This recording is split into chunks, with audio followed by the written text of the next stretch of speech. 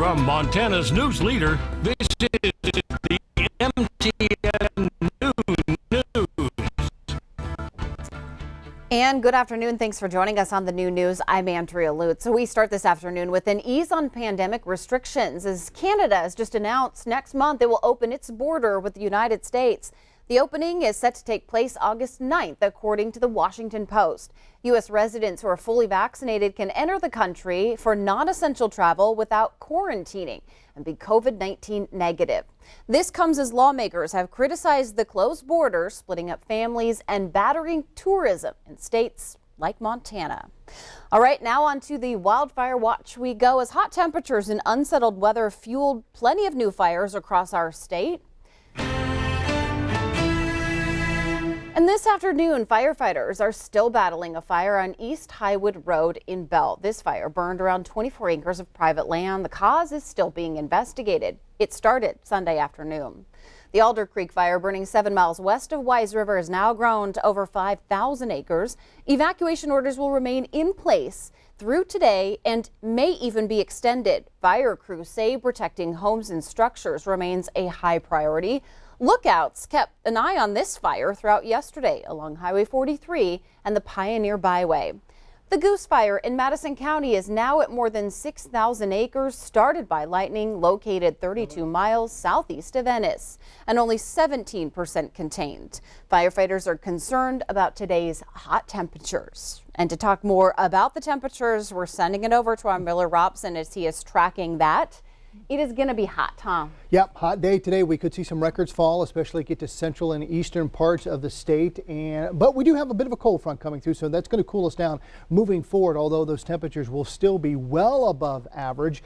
The smoke is an issue as well. You can see Bozeman over to Billings. We've got moderate smoke, heavier in other parts of the state and down in the northern parts of Wyoming moving east. And how is that going to pan out today? Well, western portions of the state over to the east, we're looking at that thick smoke, and this is down to the surface. If you're in the central part of the state, just light smoke, but that could billow up as we go along this evening through tomorrow. So we still have hazy to smoky conditions, at least for the next couple of days in spots around Montana and down in Wyoming as well. And of course the heat, already seeing 104 right now in Jordan. We're seeing some 90s elsewhere and some 70s off to our west. So again, cold front coming through. What does that mean for us? I'll let you know with that main forecast coming up. Andrea. All right, Miller, thanks so much. Okay, so President Joe Biden says the American economy is getting stronger every day, but he says Congress needs to pass his spending bills focused on traditional infrastructure as well as a budget resolution to include human infrastructure. A new poll suggests a majority of Americans support an infrastructure plan. Senate Majority Leader Chuck Schumer says he wants a vote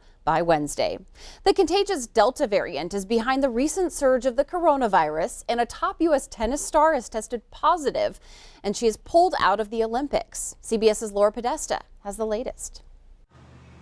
COVID-19 is on the rise in the United States. 97% of the hospitalizations are in people who are unvaccinated. Most of the deaths that are occurring right now are in people who are unvaccinated. New cases have spiked almost 70% over the past week. For most people who get this Delta variant, it's going to be the most serious virus that they get in their lifetime in terms of the risk of putting them in the hospital. I've never been hospitalized except to give birth to my children, and I am 57 years old. Yvonne Gloston, who's unvaccinated, thinks she and her family got COVID at her daughter's outdoor graduation party last month. She spent 5 days in the hospital with double pneumonia and has since been on oxygen 24 hours a day. Terrified of not seeing my family, of not being here to see my daughter off to college and just not being able to take care of my family. I was terrified. To clamp down on the virus in Los Angeles County, a mask mandate went into effect over the weekend. If that's what we have to do, then that's what we'll do. Despite rising case numbers in England, almost all restrictions were lifted today.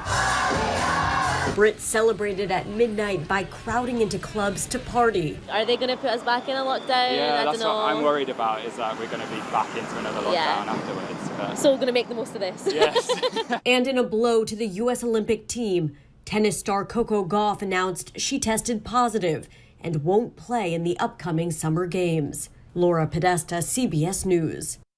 The opening ceremonies are Friday, and it's unclear if the 17-year-old was vaccinated. Officials say 2 athletes already tested positive in the Olympic villages. All right, community members on the Flathead Reservation are coming together for Missing and Murdered Indigenous Peoples Movement. Amid a smoky backdrop, hundreds got together for that 3-on-3 basketball tournament.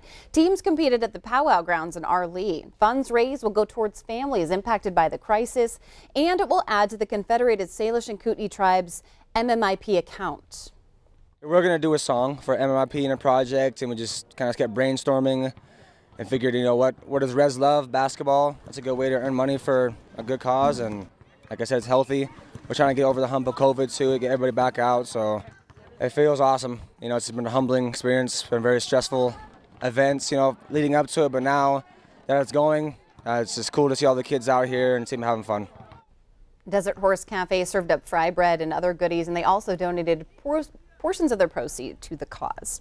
When you think of tourism in the state of Montana, you probably think hiking, fishing, trips to Glacier National Park. But there's another facet of the tourism industry that's always been around, and thanks to a new initiative, it's gaining momentum. Here's MTN's Megan Mannering. Agritourism may not be a word you hear every day, but everything from your favorite farm stand to your annual pumpkin patch trip falls under its umbrella.